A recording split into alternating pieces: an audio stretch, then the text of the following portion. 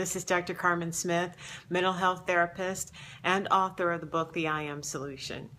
I'd like to explain the word practice because I use it a lot, and also I send out weekly practices that people can do. I call them simple practices.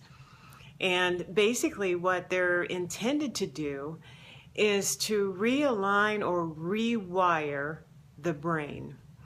And we know that when we get into habitual ways of doing things, that we create connections in our brain and we become hardwired to do that thing. And whether it's think a certain way or experience the same emotions, we're basically, this is the way I explain hardwiring of the brain. It's basically you go into the woods and there's a well-worn path.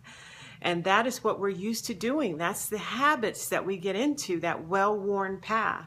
So if we want to change that path, it's not that we go to a lecture and, oh my gosh, it changed the way I do everything and the way I feel emotions and the way I treat people. No, a lecture is not going to do it. Reading a book is not going to do it.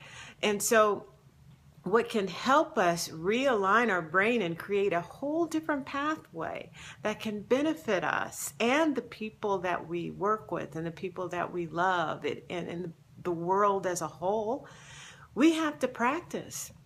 And so that's why it's so important for us when we're used to being angry, used to being resentful, used to holding grudges, used to unforgiveness. It's so important that we practice the opposite of that, which is closer to the divine. And that is practice compassion, practice forgiveness and letting go. Oftentimes we will hold on to these emotions for a very long time, for years, and sometimes generations, because it can pass through the generations and go right into our DNA. So isn't it time that we practice what we want?